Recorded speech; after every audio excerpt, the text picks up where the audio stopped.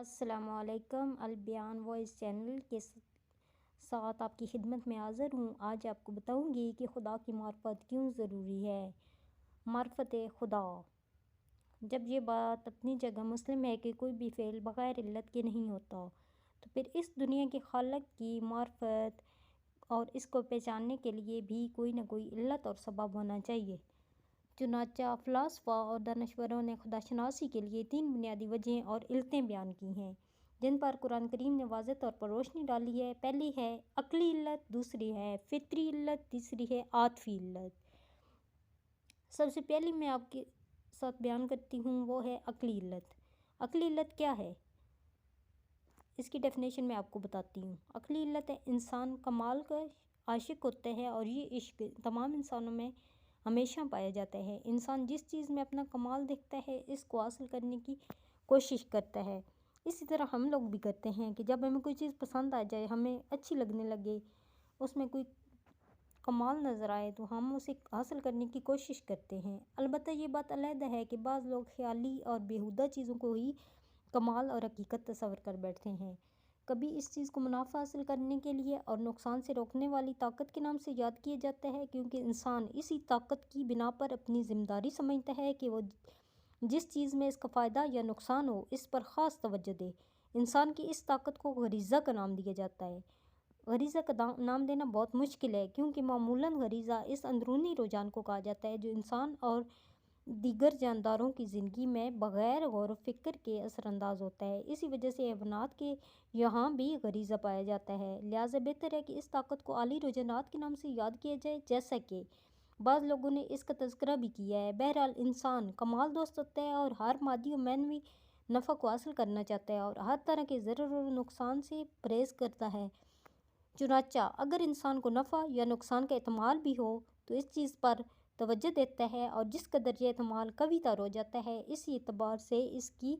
توجہ بھی بڑھتی جاتی ہے۔ لہٰذا یہ ناممکن ہے کہ انسان اپنی زندگی میں کسی چیز کو اہم و مؤثر مانے، لیکن اس سلسلہ میں تحقیق و کوشش نہ کرے۔ خدا پر ایمان اور مذہب کا مسئلہ بھی انہی مسائل میں سے ہے، کیونکہ مذہب کا تعلق انسان کی زندگی سے ہوتا ہے اور اسی سے انسان کی سعادت اور خودبخشی یا شقاوت اور بدبختی کا تعلق ہوتا ہے، اور اسی کے ذریعے انسان سعادت مند ہوتا ہے یا بدبخت ہو جاتا ہے، اور ان دونوں میں ایک گہرا ربط پایا جاتا ہے۔ اس بات کو واضح کرنے کے لیے بعض علماء مثال بیان کرتے ہیں۔ فرض کیجئے کہ ہم کسی ایک ایسی جگہ دیکھیں جہاں سے 2 راستے نکلتے ہوں، اور وہ کہے کہ یہاں پر رکنا بہت خطرناک ہے، اور ایک راستہ کی طرف اشارہ کر کے انسان کہے کہ یہ راستہ بھی یقینی طور پر خطرناک ہے، لیکن دوسرا راستہ راہ نجات ہے، اور اس بات کو ثابت کرنے کے لیے کچھ شواہد و قرائن بیان کرے، تو ایسے موقع پر گزرنے والا مسافر اپنی یہ ذمہ داری سمجھتا ہے کہ اس سلسلے میں تحقیق و جستجو کرے۔ ایسے موقع پر بے توجہی کرنا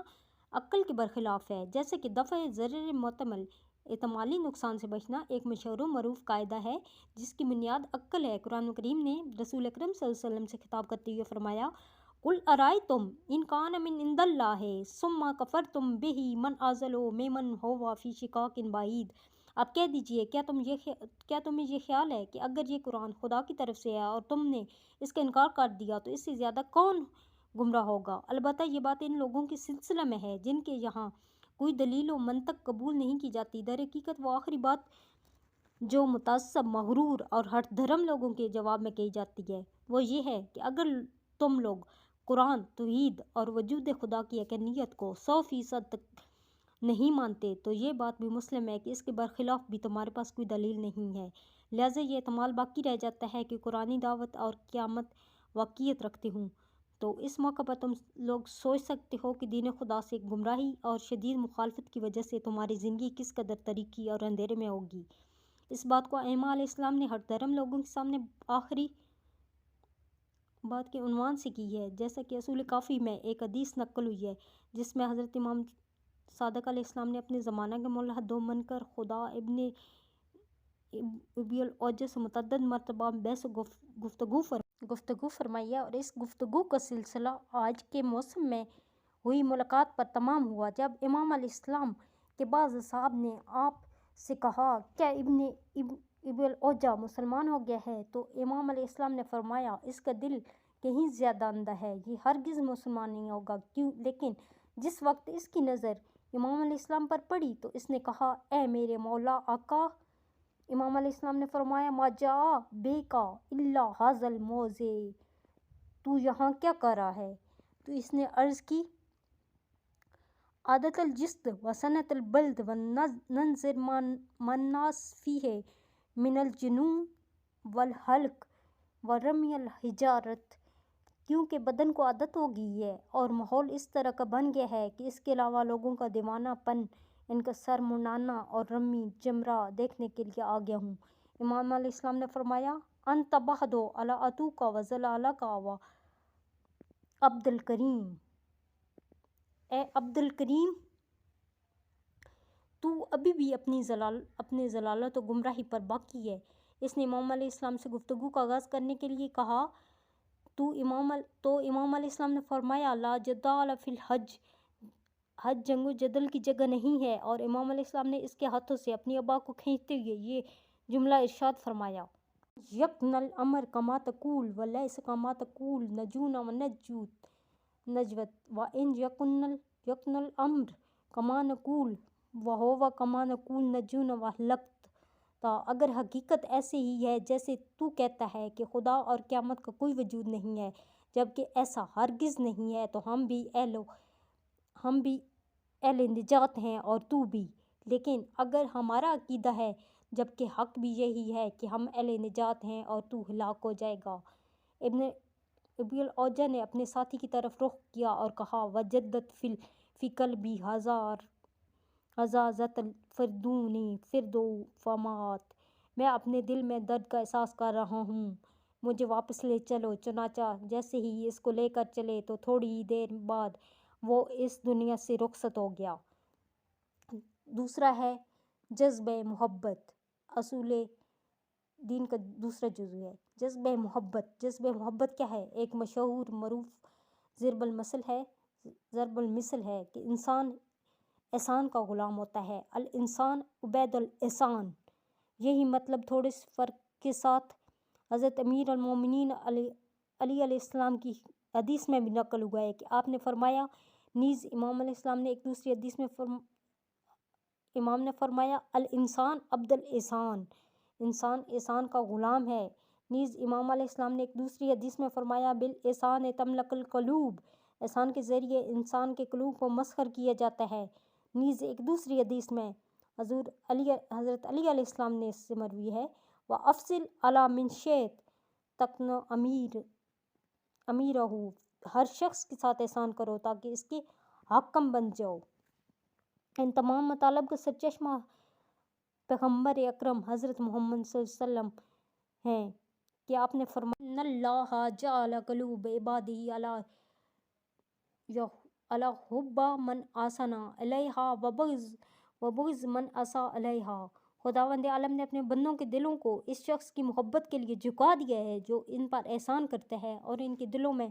اس شخص کی طرف سے عداوت ڈال دی ہے جو ان سے بدسلوکی کرتا ہے۔ مختصر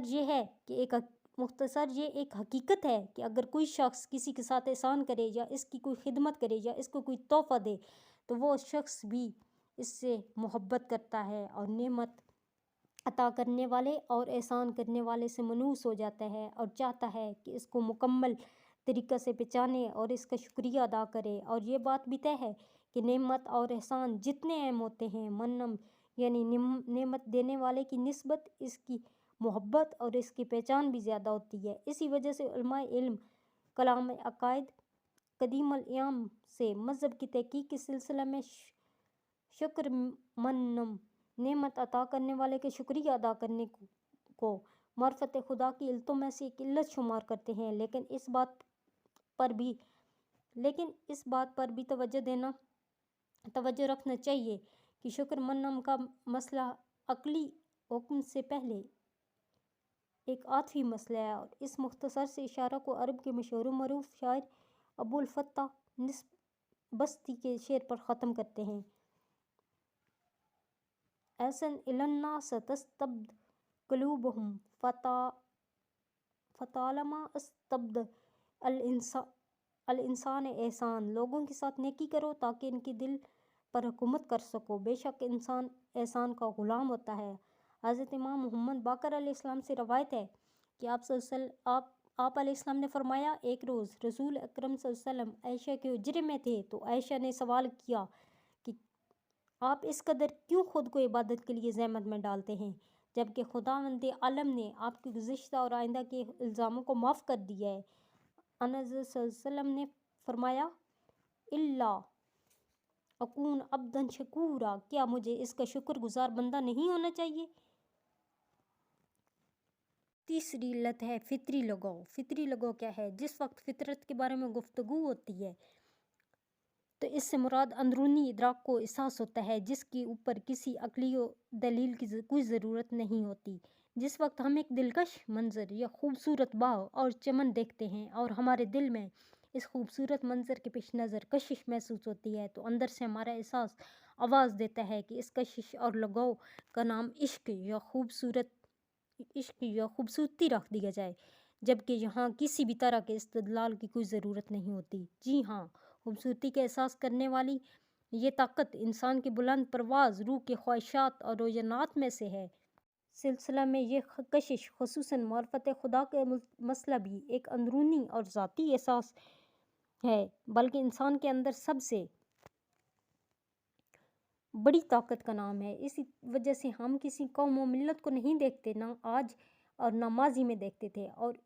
ان کے یہاں مذہبی عقائد نہ پائے جاتے ہوں، جس سے معلوم ہوتا ہے کہ یہ عمیق احساس ہر انسان کے یہاں پایا جاتا ہے۔ قرآن مجید نے عظیم الشان انبیاء کے قیام کے واقعات کو بیان کرتے ہوئے اس نقطہ پر توجہ دی ہے کہ رسالت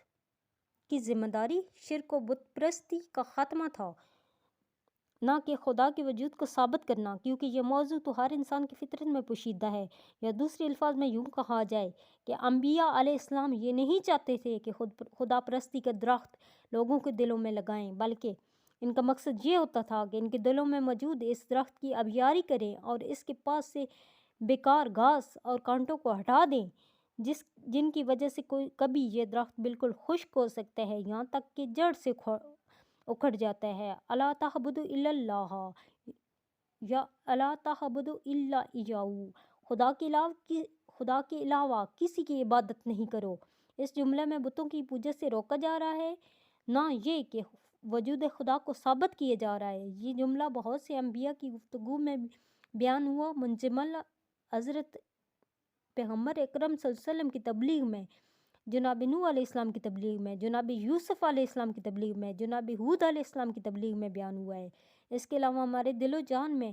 دوسرے فطری احساسات بھی پائے جاتے ہیں، جیسے علم و دانش، جن کے بارے میں بہت زیادہ شوق و رغبت ہوتی ہے۔ کیا یہ ممکن ہے کہ اس وسیع و عریض دنیا کے عجیب و غریب نظام کو تو دیکھیں، لیکن اس نظام کے پیدا کرنے والے کی معرفت و شناخت کے سلسلے میں کوئی شوق و رغبت نہ ہو؟ کیا یہ ممکن ہے کہ ایک دانشور چیونٹیوں کی شناخت کے بارے میں 20 سال تک ریسرچ کرے اور دوسرا 10 سال پرندوں یا درختوں یا دریائی مچھلیوں کے بارے میں تحقیق کرے، لیکن اس کے دل میں علم کا شوق نہ پایا جاتا ہو؟ کیا یہ لوگ اس وسیع و عریض دنیا کے سرچشمہ کی تلاش نہیں کریں گے؟ جی ہاں، یہ تمام چیزیں ہمیں معرفت خدا کی دعوت دیتی ہیں، ہماری عقل کو اس کی طرف بلاتی ہیں اور ہماری عاطفی طاقت کو اس طرف جذب کرتی ہیں اور ہماری فطرت کو اس راستہ کی طرف لگاتی ہیں۔ تو ویورز، یہ تھے اصول دین کے بارے میں کہ خدا کی معرفت کیا ہے اور کیوں ضروری ہے۔ تو چلیے ایک نیو ویڈیو کے ساتھ میں حاضر ہوں گی۔